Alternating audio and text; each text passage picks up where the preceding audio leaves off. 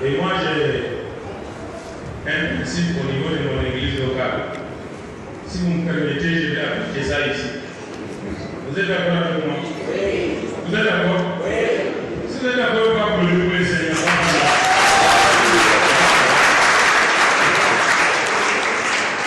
Si le message commence, il y a un feu rouge à la sortie quand tu vas vers la porte. Ouais. C'est-à-dire la porte est fermée pour sortir. Mais on peut rentrer. Alléluia. Amen. Il faut qu'on soit attentif, il faut qu'on se discipline pour recevoir la totalité de la bénédiction qui vient pour ce soir. Merci Seigneur. Quand vous allez commencer à l'écouter, moi j'ai déjà écouté le matin. Vous allez aussi recevoir votre part. Donc on peut rentrer, mais on ne peut pas sortir dans le message. Alléluia. Amen. Acclamez beaucoup les Seigneurs.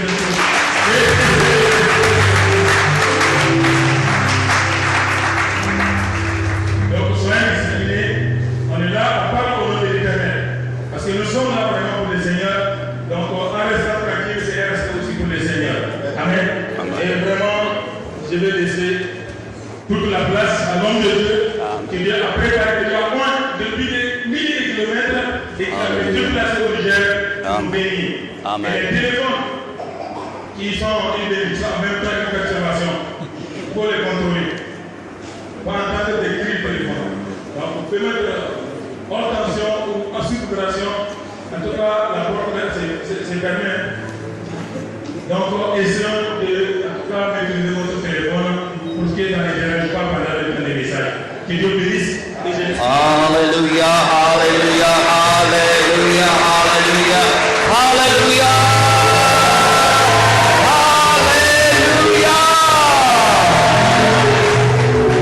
Alléluia. Merci beaucoup tout le monde. Bonsoir. Comment on dit bonsoir en zarma? Fofo Yesu? Fofo? Fofo. Amen. J'étais à Torodi là-bas, comme la majorité des habitants de ce coin-là sont d'origine gourmandier. Ils disent Kujoate. Kujoate. Premièrement, je veux dire merci au Seigneur pour sa grâce, pour sa bonté, pour sa fidélité envers moi, qui m'a permis depuis 2 semaines passées d'être dans ces beaux pays d'Afrique de l'Ouest, le Niger, que le Seigneur a naturellement béni au-delà de ce que l'homme peut penser. Et plus je me promène dans ces pays, surtout ici à Niamey, je suis allé à Loga, je suis allé à Torodi, je demande au pasteur Jules, ces gens qui disent que le Niger c'est un pays pauvre, ils disent ça sur base de quoi? Est-ce que pauvreté signifie même chose dans toute langue ou bien pauvreté signifie quoi? Parce que quand je me promène à Niamey, je ne vois pas la pauvreté. Je vois des peuples vaillants, je vois des femmes intelligentes, je vois des magasins, je vois des opportunités par-ci, par-là. Alors je suis vraiment béni d'être ici. Je dis merci au Seigneur pour finalement me donner la grâce d'être ici. Je m'apprête depuis plus de 3 ans, presque 3 ans, de venir ici.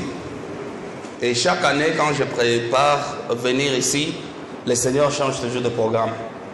Et d'ailleurs, cette fois-ci, je devais être ici au mois de novembre de l'année passée. Mais, pour certaines raisons, le Seigneur ne m'a pas permis de venir ici. Mais quand le temps fut accompli, quand le Seigneur a dit « Maintenant, tu dois aller » parce que l'heure a sonné, il a ouvert les portes. Je dis merci aux assemblées de Dieu, commençons par le pasteur Moussa Ali, lui qui est comme l'apôtre des assemblées de Dieu du Niger pour l'instant. Il est dans cette capacité-là apostolique pour administrer le travail de Dieu. Merci beaucoup de votre amitié, d'ouvrir les portes pour moi. Merci au pasteur régional, le pasteur Jérémy, et son épouse, la sœur Madeleine. Elle nous a bien traité le mercredi passé, j'étais chez eux. C'était le mercredi? Non, pas le mercredi, plutôt lundi passé. Et j'ai mangé à l'américaine chez eux. C'était très bien. Pasteur Jules et le frère Adem sont mes amis de 3 ans maintenant. C'est eux qui sont le pont qui m'a conduit ici. Pasteur Jules, merci. Seulement que Dieu te pardonne d'avoir dit que ton épouse est la plus belle. Elle est la plus belle pour toi. Toi aussi, ton épouse est la plus belle pour toi. Mais je crois qu'un homme qui ne croit pas que sa femme c'est la plus belle femme, c'est un mauvais monsieur. Et pas seulement ça, Dieu m'a donné... En tout cas, vous avez vu les photos de ma fille Gabriela, n'est-ce pas? En tout cas, vous savez vraiment que j'aurai des problèmes dans 18 ans ou dans 19 ans.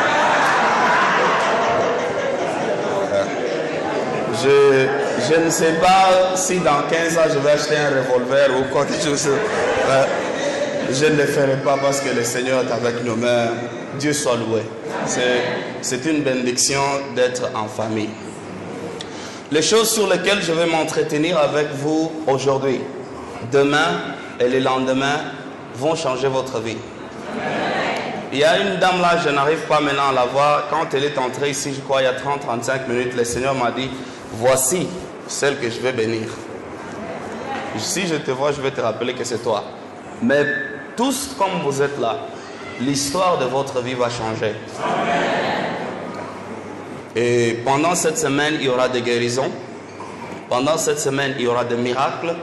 Pendant cette semaine, il y aura des messages prophétiques. Et pendant cette semaine, il y aura la révélation de sa parole. Et croyez-moi, la maison qui accueille des visiteurs, c'est une maison bénie. Et on m'a appris que le pasteur local n'est pas là, il continue ses études, il sera bientôt de retour, il est au Togo. J'ai pris que là où il est, que la bénédiction de Dieu soit sur lui, au nom de Jésus. Comme vous l'avez vu, nous allons parler sur la victoire chrétienne. Maintenant, pasteur, est-ce que vous pouvez me pardonner que je descende de la plateforme? Edem, tu peux ranger les fournitures? Est-ce que ce sera possible? Je me sens vraiment trop loin. Pasteur Jérémie, vous savez, vous êtes témoin, donc ça c'est un pupitre aussi, n'est-ce pas? Aidez-moi à le mettre là-bas. Alléluia.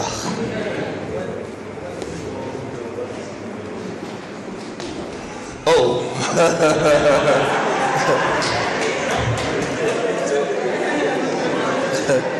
Alléluia. Nous allons nous tenir debout. Je sais qu'on a déjà prié, le pasteur nous a donné la bénédiction, on nous a fait tout ça. Mais j'aimerais faire un geste prophétique. La parole de Dieu déclare, si deux d'entre vous s'accordent et demandent quelque chose, la chose leur sera donnée. Il y a des fois j'aime prier avec les yeux fermés, mais des fois j'aime prier avec les yeux ouverts. Fermer les yeux ou ouvrir les yeux n'a rien d'impact sur la présence de Dieu. Dieu n'a pas peur de voir tes yeux. C'est lui qui t'a donné les yeux. Et la Bible même dit quelque part, Jésus leva les yeux. Il dit, Père, je te bénis. Donc, il ne faut pas toujours fermer les yeux. Tu fermes les yeux pour te concentrer si cela va t'aider. Mais généralement, j'aime prier avec les yeux ouverts. Maintenant, tu vas te tourner à côté et puis tu vas prendre ton voisin par les deux mains. Tu vas le regarder dans le visage. Et nous allons faire une déclaration prophétique. Tu vas lui dire, bien-aimé. Dis-lui ça, bien-aimé. Ce soir, c'est ton soir. Je prophétise que tu ne seras plus le même. Que ta famille ne sera plus la même. Mais la bénédiction de Dieu sera avec toi. Et l'onction de Dieu va inonder ta vie. Je le déclare. Au nom de Jésus. Alléluia. Seigneur, confirme ces paroles. Seigneur, confirme ces paroles. Saint-Esprit de Dieu, l'heure est arrivée. Touche les peuples maintenant. Ange de Dieu, montez et descendez dans ce temple. Que la gloire de Dieu remplisse ce temple ce soir. Que les miracles s'opèrent ce soir. Que l'onction brise le joug ce soir. Que les fardeaux soient levés ce soir. Et que la parole de Dieu retentisse comme la trompette ce soir. Que les guérisons prennent place ce soir. Au nom de Jésus-Christ de Nazareth, acclamons fortement le Seigneur. Alléluia, alléluia.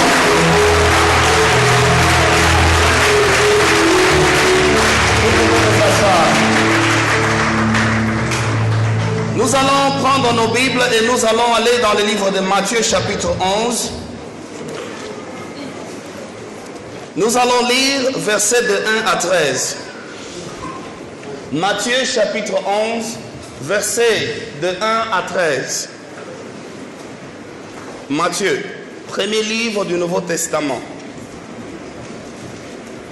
Lorsque Jésus eut achevé de donner ses instructions à ses 12 disciples, il partit de là pour enseigner et prêcher dans les villes du pays. Jean, ayant entendu parler dans sa prison des œuvres du Christ, lui fit dire par ses disciples: es-tu celui qui doit venir ou devons-nous attendre un autre? Jésus leur répondit: allez rapporter à Jean ce que vous entendez et ce que vous voyez. Les aveugles voient, les boiteux marchent, les lépreux sont purifiés, les sourds entendent, les morts ressuscitent et la bonne nouvelle est annoncée aux pauvres. Heureux celui pour qui je ne serai pas une occasion de chute. Comme il s'en allait, Jésus se mit à dire à la foule au sujet de Jean: qu'êtes-vous allé voir au désert? Un roseau agité par le vent? Mais qu'êtes-vous donc allé voir? Un homme vêtu d'habits précieux? Voici ceux qui portent des habits précieux sont dans les maisons de rois. Qu'êtes-vous donc allé voir? Un prophète? Oui, vous dis-je, et plus qu'un prophète. Car c'est celui dont il est écrit: voici, j'envoie mon messager devant ta face pour préparer ton chemin devant toi. Verset 11, très important. Soulignez-le si vous avez le stylo. Je vous le dis en vérité, parmi ceux qui sont nés de femmes, il n'en a point paru des plus grands que Jean-Baptiste. Cependant, les plus petits dans les royaumes des cieux est plus grand que lui. Depuis le temps de Jean-Baptiste jusqu'à présent, le royaume des cieux est forcé. Ce sont les violents qui s'en emparent, car tous les prophètes et toute la loi ont prophétisé jusqu'à Jean. Que Dieu bénisse sa parole. Le Seigneur Jésus-Christ est en train de servir Dieu en Galilée pendant 3 ans et demi. Et au moment où Jésus-Christ entre, il y a un changement dans le monde spirituel. Parce qu'il y a un homme qui l'a précédé, et selon les dires de Jésus-Christ, il est le dernier saint de l'Ancien Testament. Il s'appelle Jean-Baptiste. Et Jésus dit, lui, c'est Jean-Baptiste-là, il est le plus grand prophète de Dieu, de tous les prophètes que Dieu a utilisés, depuis Abel jusqu'au jour de Jean le baptiseur. Qu'est-ce qui a fait des gens les plus grands de tous ces hommes-là? Parce que tous ceux-là, dans l'Ancien Testament, ils ont parlé de Jésus-Christ. Ils ont parlé de celui qui venait. Mais Jean-Baptiste, il est celui qui a présenté Jésus-Christ à Israël. Il était le pont entre l'Ancien et le Nouveau Testament. Et d'ailleurs, le dernier livre de l'Ancien Testament, qui est intitulé Malachie, Malachie signifie serviteur ou envoyé plutôt, la dernière prophétie de l'Ancien Testament parle de Jean. Dieu dit, voici je vous enverrai Élie les prophètes avant les derniers jours, ou avant la conclusion des âges, avant la conclusion du temps. Et lui, il ramènera les cœurs des pères vers les fils, et les cœurs des fils vers leur papa, afin que je ne détruise pas le pays par interdit. Jean-Baptiste était celui qui était porteur de la dernière prophétie de l'Ancien Testament. Et quand vous regardez les gens de l'Ancien Testament, Dieu a utilisé de grandes personnalités. Chaque fois que je rencontre des chrétiens ou des chrétiennes, je leur pose toujours une question, et j'en ai posé hier à 3 frères avec qui j'ai partagé le pain. Quels sont les 3 personnages dans les Saintes Écritures qui vous inspirent le plus à part Jésus? Qui sont ces 3 personnages? Dites-moi personnellement. quels sont les 3 hommes ou quelles sont les 3 femmes mélangées qui vous inspirent dans l'Ancien Testament? Généralement, tous ceux qui étaient avec moi hier, les dénominateurs communs étaient Paul et David dans l'Ancien et le Nouveau Testament, et plusieurs étaient comme ça. Alors, je te demande aussi toujours de savoir quels sont ces personnages bibliques qui t'inspirent. Parce que la Bible nous dit en Hébreux chapitre 13 verset 7, observez la vie de ceux qui vous ont précédés, étudiez leur biographie, regardez comment le Seigneur les a bénis. Et verset 8 dit, car Jésus-Christ est le même hier, aujourd'hui, éternellement. Et une chose que je vais vous annoncer ici, même avant d'entrer au cœur de mon message, c'est que Jésus-Christ, bien qu'il était la parole de Dieu faite chair, bien qu'il était le Fils de Dieu, il avait besoin de quelqu'un pour l'introduire à Israël. Il avait besoin de quelqu'un pour le pointer de doigt. Dans les choses de Dieu, dans la vie chrétienne, tu ne connais pas ta place par toi-même. Il faut qu'il y ait quelqu'un qui doit te pointer du doigt. Derrière tout homme, derrière toute femme que Dieu utilise dans les Saintes Écritures, il y a toujours un canal que Dieu utilise pour le pointer du doigt. Derrière Élisée, il y a Élie. Derrière Paul, il y a Ananias. Derrière Pierre, il y a Jésus. Derrière Jacob, il y a Isaac. Derrière Isaac, il y a Abraham. Derrière Abraham, il y a Terah. Tout homme, derrière Ruth, il y a Naomi. Naomi a dit, ma fille, je vais te pointer du doigt. Je vais te pousser dans ce qui t'appartient. Derrière Esther, il y a Mardoché. Et toi, dans ta vie, tu dois savoir que même Jésus-Christ lui-même, lui qui est le Dieu des dieux, lui qui est la parole qui était au commencement, qui était avec Dieu et qui a fait toutes choses, il avait besoin que quelqu'un puisse le pointer du doigt afin qu'il soit reconnu dans le monde. Le problème avec toi, c'est parce que tu veux vivre dans la rébellion et tu ne reconnais pas que les choses de Dieu sont passées de génération en génération. Notre Dieu dit quelque part, toujours et toujours, je suis le Dieu d'Abraham, d'Isaac et de Jacob. Notre Dieu, c'est un Dieu de génération. Il prend d'une génération qui pointe à une autre. Dans ta vie, tu ne connais pas ce à quoi Dieu t'a appelé, ce que tu peux faire sérieusement si tu n'es pas pointé du doigt. Et ici, j'aimerais vous dire une chose. Si vous êtes membre de l'église du Nouveau Marché, ou bien l'église de Bagdad, ou bien n'importe quelle église, honorez toujours vos pasteurs. Ton pasteur n'est pas ton meilleur ami. Ton pasteur n'est pas là pour te dorloter et pour te toucher à l'épaule. Il faut toujours honorer ton pasteur, parce que ton pasteur, il est comme ton Jean-Baptiste. Toi, tu peux être comme Jésus, tu peux être même plus que ton pasteur, mais tu as besoin de quelqu'un pour te pointer du doigt afin de t'introduire dans les choses de Dieu. Est-ce que vous me comprenez? Ça, c'était juste une parenthèse, mais mon problème, c'est celui-ci. Jésus-Christ est en train de parler de Jean-Baptiste. Jean-Baptiste, il est la conclusion des saints de l'Ancien Testament. Tous ceux qui ont précédé Jean-Baptiste, qui l'ont précédé? Moïse, Josué, Daniel, Isaac, Abraham, tous ces grands-là, hommes de Dieu qui l'ont précédé, aucun d'eux n'avait la taille spirituelle de Jean-Baptiste. Jean-Baptiste était plus grand que Moïse, il était plus grand que tous les prophètes de l'Ancien Testament. Pourquoi est-ce qu'il était plus grand que tous les prophètes de l'Ancien Testament? Parce que lui, il a baptisé Jésus-Christ. Tous ceux de l'Ancien Testament parlaient de Jésus-Christ dans l'avenir. Il viendra, il viendra.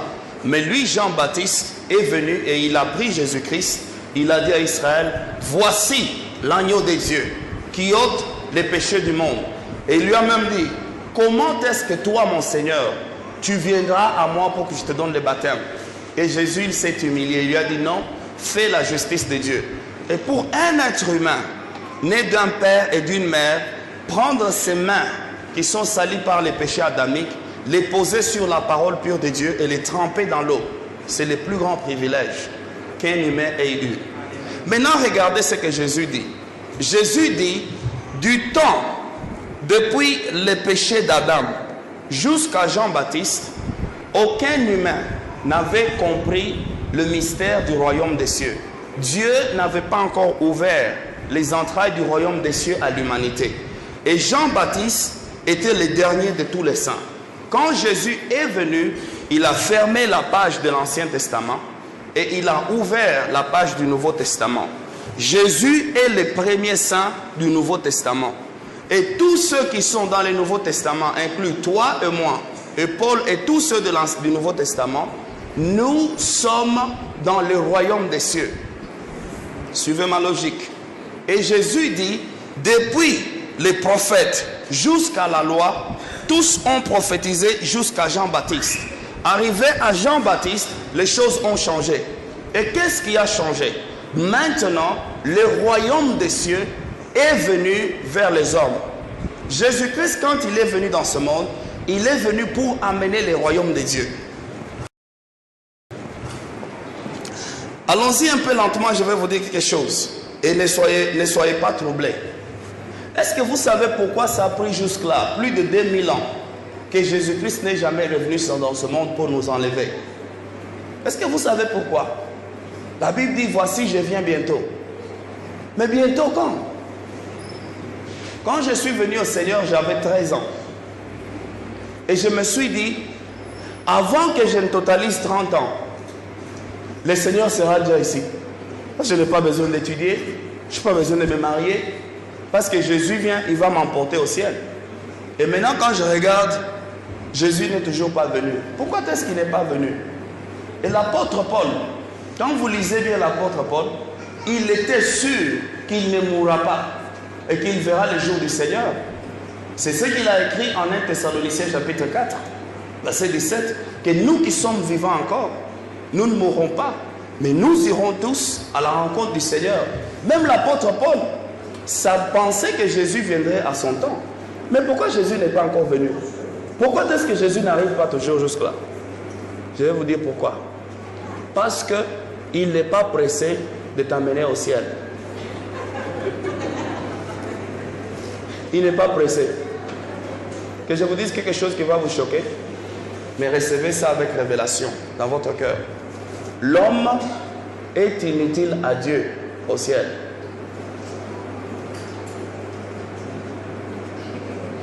Les cieux sont les cieux de Dieu. Et la terre, il l'a donnée au Fils des hommes. L'une des raisons pour lesquelles les chrétiens sont impuissants dans ce monde et ne vivent jamais la victoire, c'est parce que tous les chrétiens ont déjà fait leur valise et ils veulent déjà aller au ciel. Ils sont déjà à la gare en attendant que Jésus arrive. Et je suis là pour vous dire, déposez vos valises, ouvrez vos valises, retournez à la maison, parce que le ciel ne vient pas maintenant.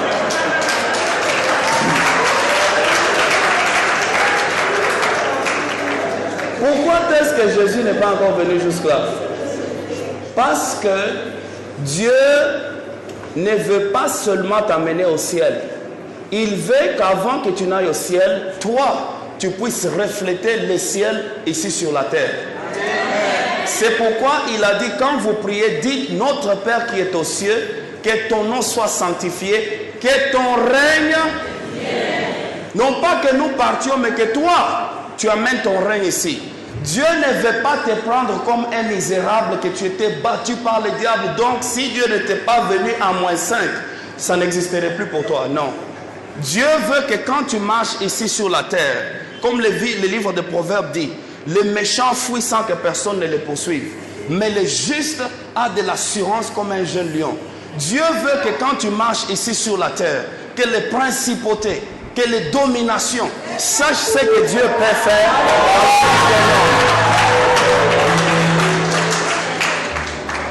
C'est pourquoi quand j'ai appris ces choses, j'ai compris pourquoi Dieu dit que nous sommes, nous les chrétiens, les ambassadeurs du ciel ici sur la terre. Si je suis ambassadeur, donc mon territoire, c'est une ambassade de Dieu. Et l'ambassade des États-Unis aussi au Niger, c'est le territoire américain. Si on te poursuit ici au Niger et on veut te tuer, et que tu arrives à franchir n'importe quelle ambassade, tu es sorti du Niger et tu es entré dans un pays étranger, bien que tu sois sur le territoire nigérien. Tu sais pourquoi? Parce que l'ambassade représente la puissance étrangère dans ce pays-là. Et Dieu dit que nous sommes des ambassadeurs. Donc ma maison, tous les territoires, partout où la plante de mes pieds foule, ce n'est plus un territoire qui appartient au diable, c'est un territoire sacré de Dieu. Et le territoire sacré de Dieu ne peut pas être violé par l'ennemi. Nous sommes là aujourd'hui pour refléter la gloire de Dieu. Mes chers amis de Niamey, de Tillabéri ou de partout ici, je veux vous dire ici, les 3 jours ici, le Seigneur va ouvrir vos yeux. Et vous ne serez plus jamais vaincus dans votre vie. La parole de Dieu déclare, j'étais jeune et je vieillis. Je n'ai jamais vu un juste abandonné, même pas sa semence mendier du pain.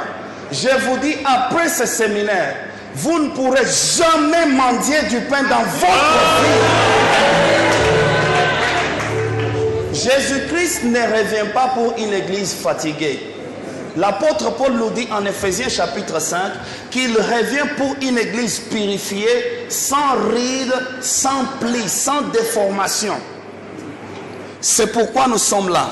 Jésus-Christ dit ceci, depuis le temps des apôtres, ou plutôt des prophètes, jusqu'à Jean-Baptiste, c'était une autre dispensation.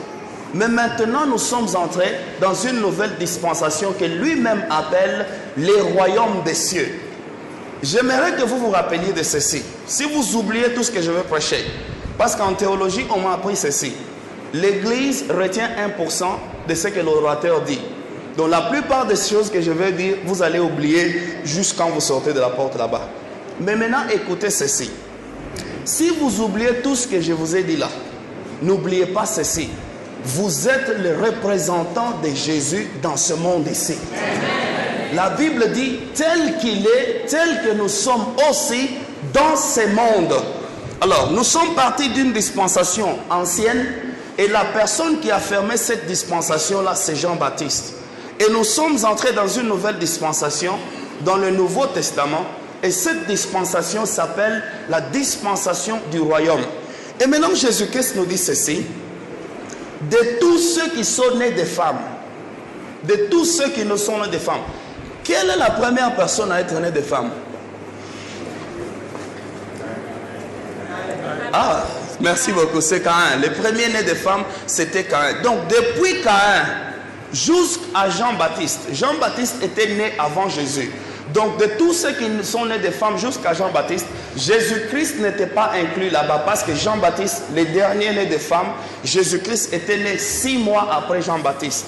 Jésus-Christ est venu comme le premier saint dans le Nouveau Testament. Je vais aller lentement pour que vous puissiez me comprendre. La seule chose qui te bénit dans ta vie, c'est la chose que tu comprends. La seule chose que Satan ne peut pas voler, toucher dans ta vie, c'est la seule chose que tu comprends. La seule chose qui est protégée dans ta vie, c'est la chose que tu comprends. Ce que tu ne comprends pas te sera arraché. La seule promesse de Dieu qui agit dans ta vie, c'est la promesse que tu comprends. La seule promesse qui n'agit pas dans ta vie, c'est celle que tu ne comprends pas. Pourquoi je dis ça? Parce que je dois faire mon mieux en tant que prédicateur de vous faire comprendre les Saintes Écritures. Parce que ce que vous comprenez va vous bénir. Ce que vous ne comprenez pas ne vous bénira pas. La Bible dit quelque part, dans la parabole du semeur, qu'il y a un homme qui est sorti pour jeter la sémence. Pendant qu'il jetait la sémence, une partie de la sémence est tombée le long de la route. Et les oiseaux des cieux sont venus la picoter. Et elle a disparu. Et Jésus dit, c'est le type de gens qui, quand ils écoutent la parole de Dieu, ils ne l'entendent pas. Et le diable vient immédiatement voler la sémence qui a été jetée dans leur vie. Et le Seigneur m'a montré dans ce passage-là ceci. Si tu écoutes la parole et tu ne la comprends pas, le diable va la voler dans ta vie. Les seules choses que le diable vole dans ta vie sont les choses que tu ne comprends pas. Est-ce qu'il y a des frères mariés dans cette salle? Si tu ne comprends pas ta femme, tu ne comprends pas tes enfants, ils seront à la merci du diable. Est-ce qu'il y a des mamans ici dans la salle? Si tu ne comprends pas ton mari, tu ne comprends pas que l'homme est différent de la femme et que Dieu nous a construit nous différemment, que l'homme n'est pas une femme, tu vas le perdre. Alléluia les mamans. Alors, je dis tout ceci pour renforcer mon idée que je veux que vous compreniez ce que je dis ici. Jean-Baptiste est le dernier saint de tous les prophètes de l'Ancien Testament et Jésus est le premier. La Bible même l'appelle les premiers-nés, les prémices de la nouvelle création de Dieu, Jésus-Christ. Maintenant, Jésus-Christ nous dit, tous ceux qui ont précédé Jean-Baptiste ne l'égalent pas en taille. Mais tous ceux qui viennent en Jésus, et les plus petits du temps de Jésus, si tu es le plus moindre du temps de Jésus, tu es plus grand que Jean-Baptiste. Amen. Ok. Voici ici Jean-Baptiste. Tous les saints de l'Ancien Testament, à partir d'Abel, qui a offert un sacrifice par la foi, ils ne sont pas sur le même pied que Jean-Baptiste. Jean-Baptiste est le plus grand prophète de tout l'Ancien Testament. Et tous ceux qui ont fait de grandes choses avec Dieu, David, Salomon, Ézéchias, Josué, tous ces gens-là n'ont pas été là où Jean-Baptiste était. Ils sont plus moindres que Jean-Baptiste. Et ça, c'est la dispensation de Jésus. Jésus est plus grand que Jean-Baptiste.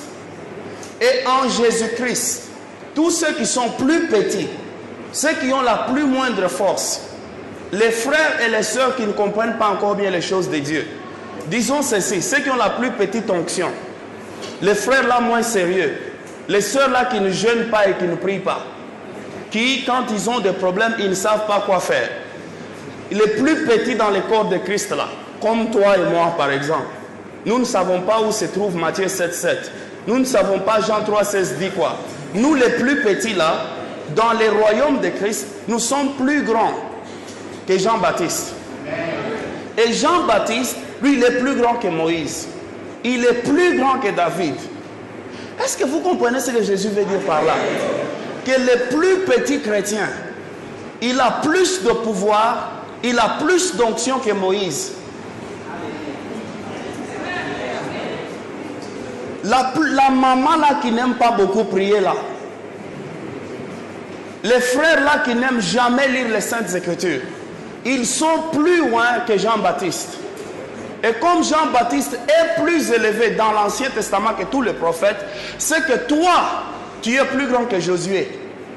Je n'ai pas le temps de prendre un caractère biblique, un personnage biblique de l'Ancien Testament et vous dire ce que Dieu a fait avec ces gens-là dans cette dispensation-là. Mais quand je lis l'Ancien Testament, généralement j'ai la chair de poule. Comment voudrais-tu être comme Josué? Un homme dont la Bible dit jamais dans l'histoire du monde, Dieu n'a exaucé la prière, la voix d'un homme comme il avait fait avec Josué.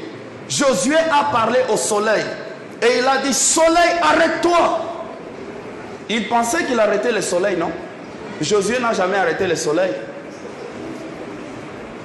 Josué n'a pas arrêté le soleil. Le soleil arrête-toi, le soleil ne bouge pas. Le soleil est toujours fixe. Josué n'a pas arrêté le soleil. Il a arrêté la terre.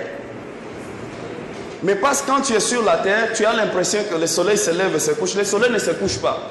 Le soleil se lève où? Se lève à l'Orient, se couche où? Je viens ici à Niamey. Comment tu t'appelles, frère? Jean-Baptiste. Ah, oh. Frère Jean-Baptiste, le soleil se lève où? Non, le soleil se couche où? Le soleil se couche où? Oh frère, je n'habite pas le coin, hein? Je ne sais pas où le soleil se couche. Le soleil se lève à l'est et se couche à l'ouest. C'est faux. Tous ces professeurs de géographie qui nous disent ça sont des ignorants. Le soleil ne se lève pas, le soleil ne se couche pas. Le soleil est fixe. Il y a ce qu'on appelle le système solaire. C'est la terre qui se lève et qui se couche autour du soleil.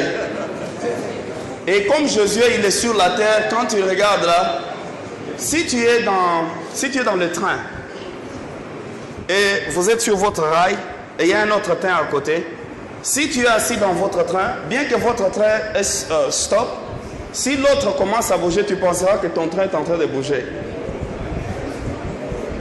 C'est comme ça avec Josué. Josué, quand il regarde le soleil, il pense que le soleil se lève et se couche. Le soleil ne lève pas, ne se couche pas.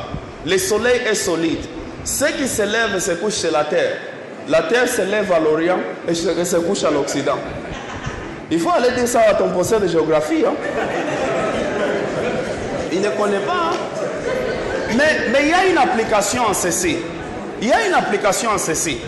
Quand nous sommes sur la terre, nous avons l'impression, nous les chrétiens, que Dieu doit bouger. Dieu, il est le soleil de la justice. Malachie chapitre 4 verset 2. Pour ceux qui craignent mon nom, s'élèvera le soleil de la justice, avec la guérison sous ses ailes. Nous qui sommes sur la terre, quand nous prions, nous pensons que nous bougeons Dieu. Est-ce que je peux vous dire quelque chose? La prière ne bouge pas Dieu. Je me souviens quand j'étais un nouveau venu dans le Seigneur, on priait, on disait, nous allons bouger le trône de Dieu maintenant. Nous allons bombarder les ciels. Et un jour, le Seigneur m'a dit, toi, tu penses que les anges vont te laisser venir dans les ciels? Voir là où je suis. Là où Dieu est assis sur le trône, et tu commences à les secouer. Dieu est assis sur le trône. Quand tu pries là, et Dieu dit, arrête ça. La Bible dit, le trône de Dieu est inébranlable. Et c'est parce que vous pensez que Dieu est homme. Moi, comme je suis là, j'ai la gauche, j'ai la droite. Dieu est esprit.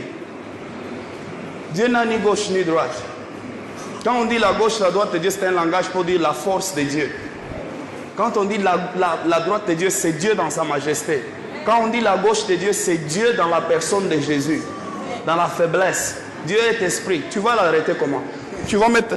Parce que les gens ont l'impression que non. Quand nous prions, nous entrons dans une cour céleste. Et nous regardons là-bas, Jésus est assis à la droite du Père. Et Dieu est assis sur le trône, habillé en blanc, avec une longue barbe blanche. Et quand je prie, je parle et bouger. Dieu n'est pas bougé par la prière. Quand tu pries, tu affectes la terre, tu n'affectes pas les ciels.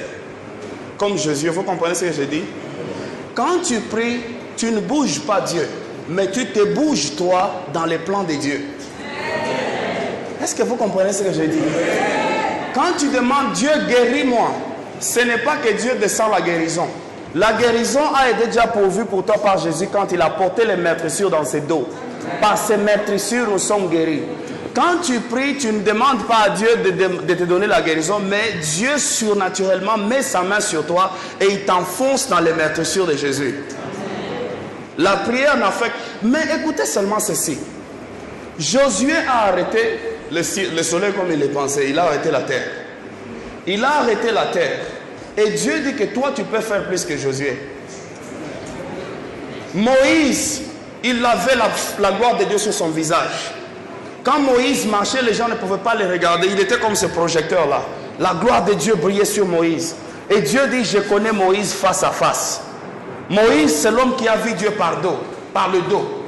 Et il a écouté le Seigneur marcher. Moïse a été amené dans la gloire de Dieu. Et quand il est mort, Satan le réclamait. Satan disait, non, j'ai besoin de cet homme-là. Parce que même si je laisse son corps, les gens vont l'adorer. Et Dieu lui-même a pris Moïse, il l'a enterré dans les sables pour le cacher. Et la Bible dit que toi, les chrétiens les moins sérieux là, tu as plus de gloire dans ta vie que la gloire qui était sur Moïse. Daniel, on l'a jeté dans une fosse au lion. Daniel n'était pas sauvé. Ne soyez pas choqués. Le salut est venu par Jésus-Christ. Avant Jésus, personne n'était sauvé. Parce que le salut est venu par le sang qui a coulé sur la croix. Tous ceux qui étaient sauvés avant la croix, tous ceux qui ont vécu avant la croix, étaient protégés par la grâce de Dieu. C'est pourquoi Jésus a fait 3 jours et 3 nuits dans la tombe, pour aller leur évangéliser, afin de leur donner la grâce de croire au salut. Daniel n'était pas sauvé, Daniel ne parlait pas en langue, Daniel n'était pas rempli de l'Esprit de Dieu, Daniel n'était pas la demeure de Dieu, Dieu ne vivait pas en lui, mais Daniel, on l'a jeté dans une fosse au lion. Lui qui n'était pas rempli, né de nouveau. Les lions n'ont pas pu le dévorer, parce qu'en lui, il y avait les lions de la tribu de Juda. C'est pourquoi les lions ne pouvaient pas le dévorer. Mais toi, tu as plus que Daniel. Je peux aller de personne en personne. Élie le Tishbite, l'homme qui a parlé, il a seulement commandé que la pluie ne tombe pas. Et la pluie n'est pas tombée. Après quoi, il a prié encore. Il a dit que la pluie revienne. Et la pluie est revenue. Mais cet Élie-là n'était pas comme toi. Toi, tu as plus qu'Élie, mon frère. Si Élie pouvait fermer le ciel, ses frères ici peuvent fermer le ciel 10 fois plus qu'Élie. Ses frères ici peuvent être jetés dans la fosse au lion et pour ne pas être détruits. le plus petit dans les royaumes des cieux, il est plus grand que Jean-Baptiste. Quand le Seigneur m'a montré cette histoire, il m'a montré ceci. Ceux qui tuent les chrétiens, c'est parce qu'ils ne sont pas conscients de ce qu'ils sont spirituellement. Le diable, quand il te regarde, il a plus peur de toi que toi tu as peur de lui. Amen. Je me souviens quand j'ai commencé mon ministère, 20 ans passés. Quand j'allais dans un camp pour prêcher, j'étais tellement conscient du diable. J'entrais dans la salle pour voir est-ce qu'il y a un sorcier. Seigneur, montre-moi s'il y a un sorcier. Et des fois, le Seigneur me faisait grâce et me montrait que frère X est sorcier. Maintenant, Antoine, je ne dis pas que toi, tu es suspect, mais tu es plus que sorcier, quoi. Tu es plus, celui qui est en toi est plus grand que celui qui est dans ce monde. Et si Dieu me révélait que non, il avait un problème, je me mettais à les lier. Jusqu'à ce qu'un jour, le Seigneur m'a montré. Est-ce que vous savez que les sorciers ne sont pas comme les diables? Ils sont les esclaves du diable. Et le diable est en dessous de tes pieds. Où sont les sorciers alors?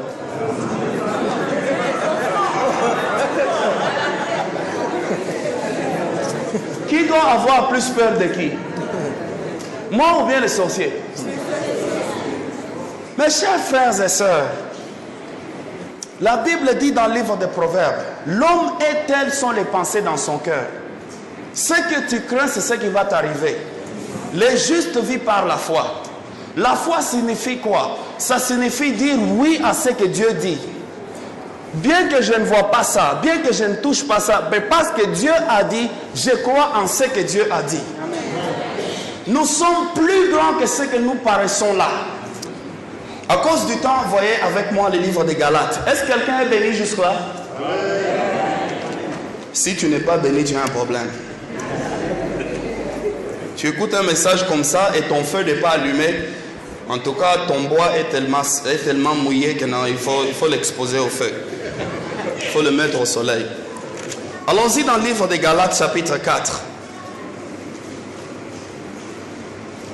Alléluia.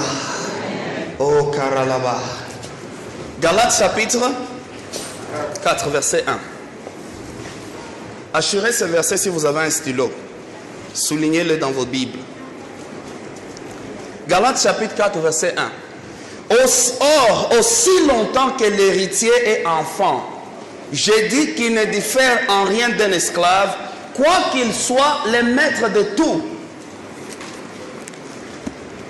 Aussi longtemps qu'un héritier est esclave, ou est petit, il ne diffère en rien d'un esclave, quoiqu'il est maître de tout.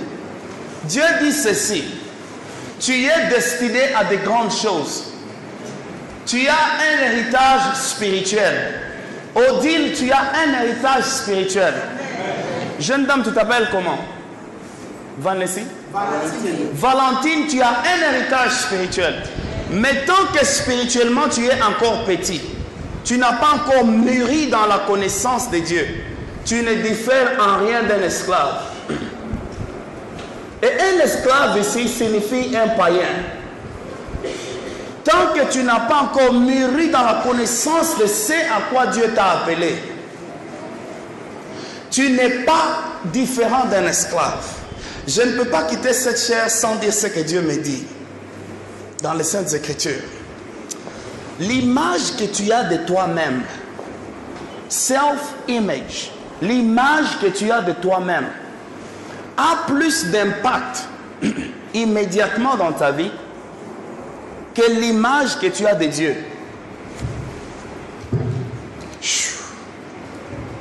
Recommençons.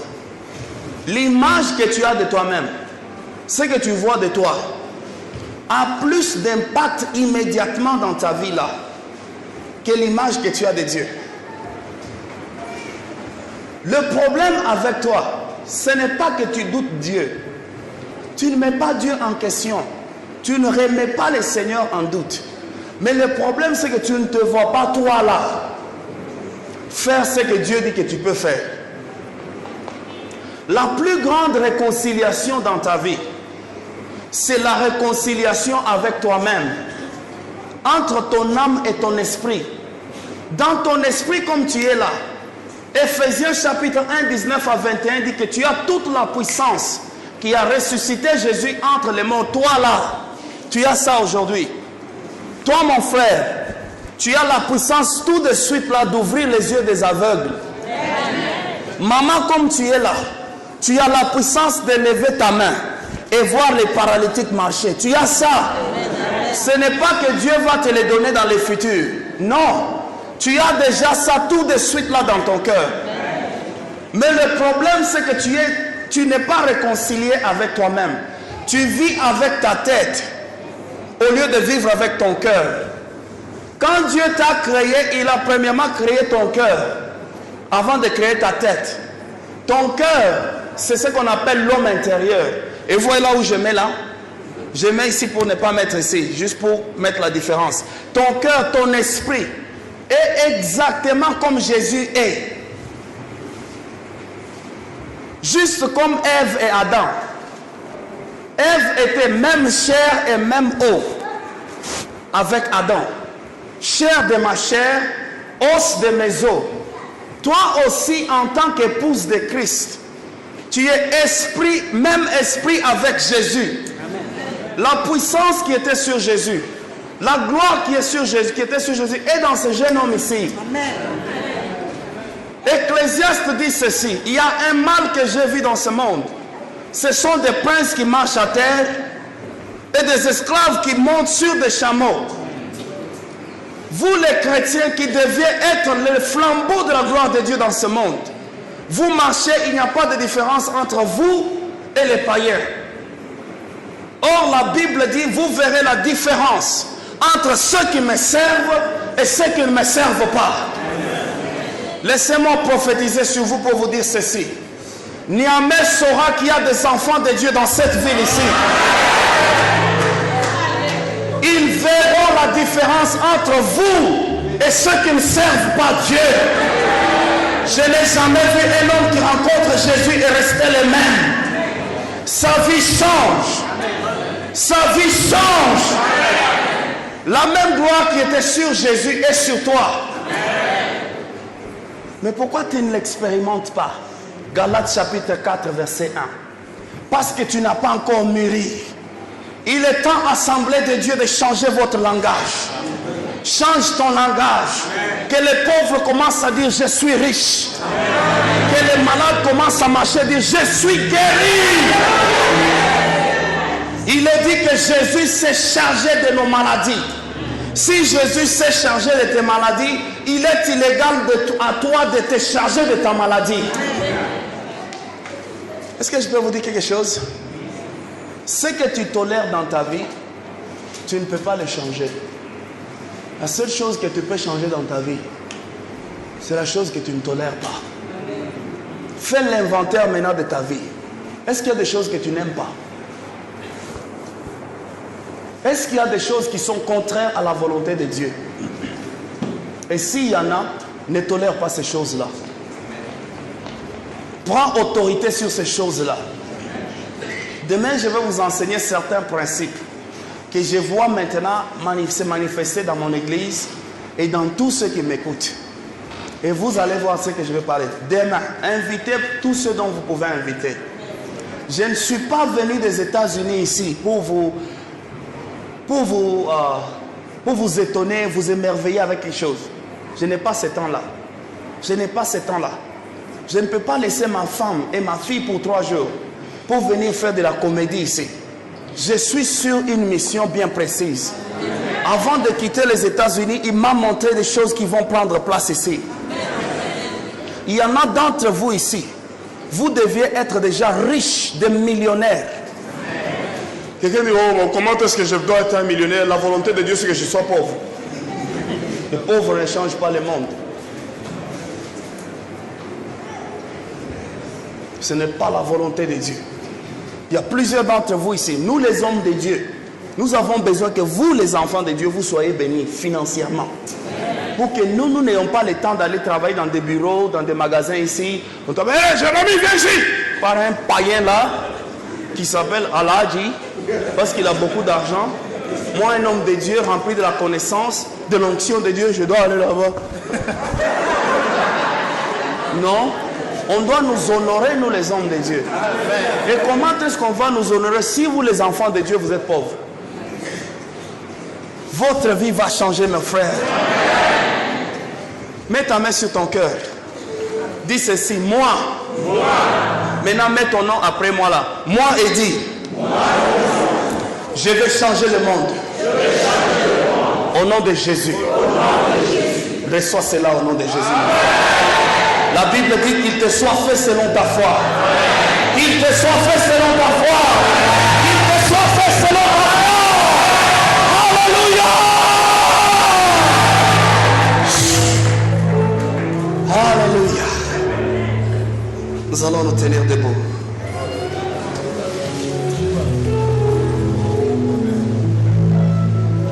S'il y a des femmes stériles dans cette salle, écoutez-moi. Demain, allez acheter des berceaux. Allez acheter des couches. Allez acheter des couches.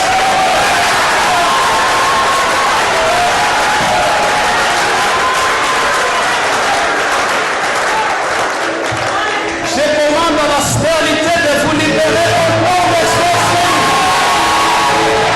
Et je commande aux enfants d'entrer en vous au nom de Jésus.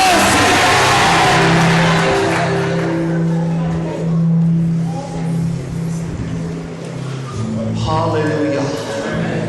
Alléluia. Alléluia. Merci Seigneur. La présence du Seigneur dans ce temple. La main de Dieu est au-dessus de plusieurs âmes ici ce soir. Tu n'es pas venu gaspiller ton temps ici ce soir. Le Seigneur est en train de faire de grandes choses pour toi.